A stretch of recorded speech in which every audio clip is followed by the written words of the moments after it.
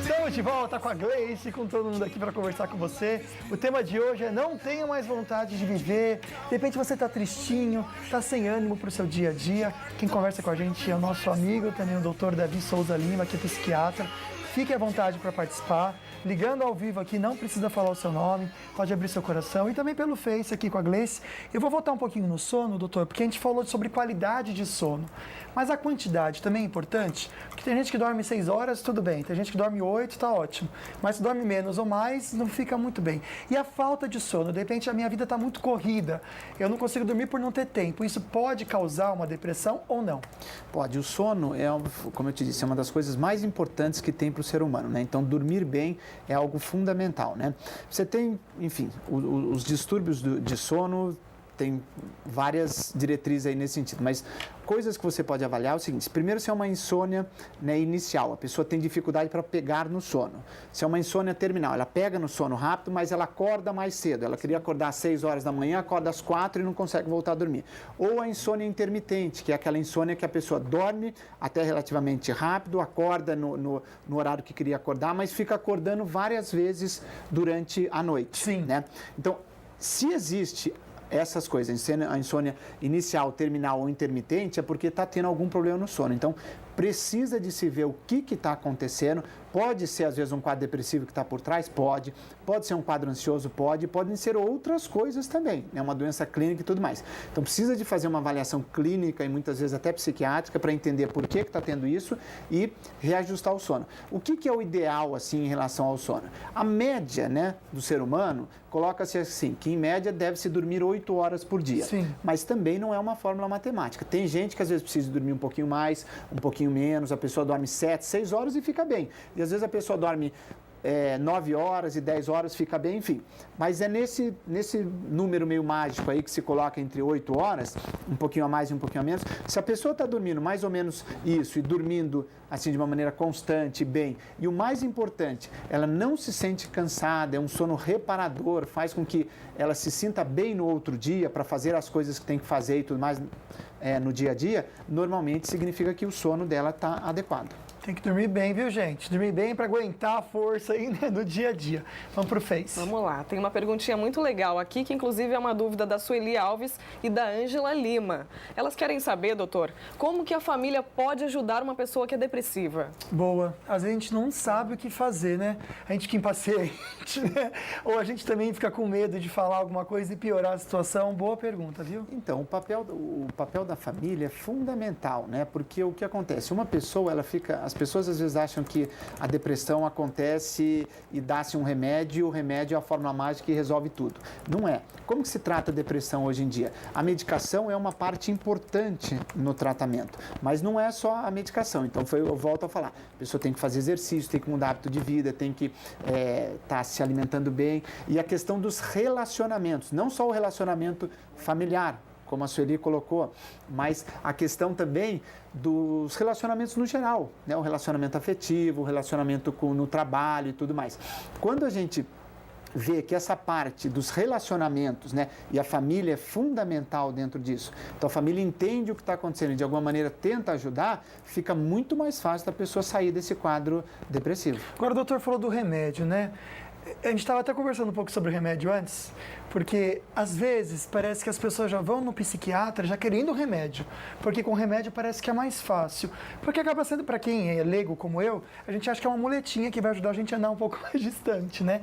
Realmente tem o lance do remédio, ele realmente ajuda, ele serve, ele é algo benigno, ou ele também pode ser algo que atrapalha a pessoa na recuperação, esse desejo pelo remédio? Não, eu acho que o mais importante, Lucas, é em primeiro lugar você fazer um diagnóstico. Se a pessoa tem uma doença, depressão é uma doença, né? Se a pessoa tem um transtorno de ansiedade, é uma doença. Então, se você faz o diagnóstico de maneira correta, o remédio ele ajuda e ajuda muito, mas não vai ser só o remédio que vai ajudar, são essas outras coisas que eu falei aí.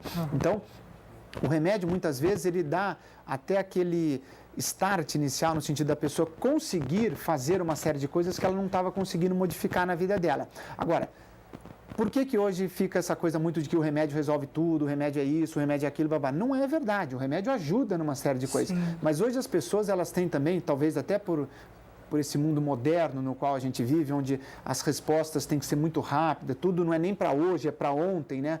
Então as coisas acontecem. Então as pessoas querem também de uma maneira muito rápida respostas. Muitas vezes as pessoas não querem parar, sentar, refletir, às vezes fazer uma terapia, enfim, vamos tentar entender o que pode ser feito. A pessoa quer, olha, eu estou com um problema, eu preciso de resolver esse problema hoje. Não dá para esperar até amanhã e tudo mais.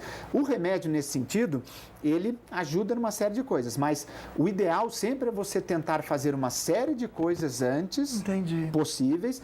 Os casos, né, moderados, graves, muitas vezes você precisa de entrar com medicação.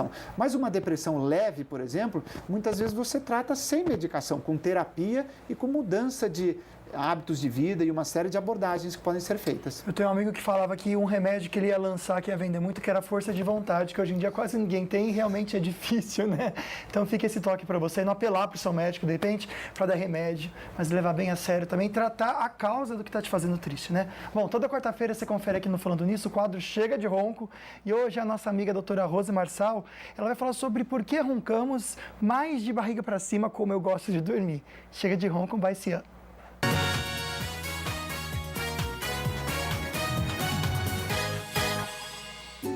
Boa tarde, Solange. Boa tarde a todos vocês. Estou aqui para responder as perguntas que vocês mandaram. Primeira pergunta é por que nós roncamos mais de barriga para cima? Nós estamos mostrando um vídeo esquemático para mostrar como as estruturas de garganta sofrem com a ação da gravidade e o relaxamento de musculatura, fechando mais a região da garganta, levando a mais ronco e apneia. Então, toda vez que o paciente estiver de barriga para cima, ele vai roncar mais. Antigamente, se costurava até um bolso na parte de trás do pijama e colocava-se bolinhas de tênis, para o paciente não conseguir ficar de barriga para cima e sim só de lado. Em relação à segunda pergunta, quantas horas é o ideal de sono por noite? Na realidade, o nosso sono ele não é contínuo, não é o tempo todo igual. Nós temos o sono superficial e o sono profundo e nós fazemos ciclos durante a noite. O ideal é que nós tenhamos 4 ciclos por noite. Cada ciclo demora em média 1h e 50, 2 horas, totalizando em torno de 7 a 8 horas como ideal por noite. Mas tem pessoas que fazem esses ciclos de forma mais rápida e acabam acordando com 6 horas e meia e estando maravilhosos. E outras pessoas precisam de mais tempo para dormir porque demoram mais nesse ciclo, muitas vezes precisando de 8 horas e meia, 9 horas de sono. Uma outra coisa que foge muito à regra, hoje em dia tem-se muitos estudos sobre isso. Em torno de 10 a 12% da população, eles não conseguem dormir no horário convencional. Eles acabam dormindo depois de 1 hora, 2 horas, 3 horas da manhã. É o caso do Jô Soares, por exemplo, que fala que vai dormir às 4 horas da manhã, acorda todo dia, meio-dia, 11 horas. Hoje em dia, tem até algumas empresas fazendo um estudo e estabelecendo horas de turno diferentes para essas pessoas, porque elas rendem mais nesse período diferente. Se tiverem mais perguntas, mande pra gente.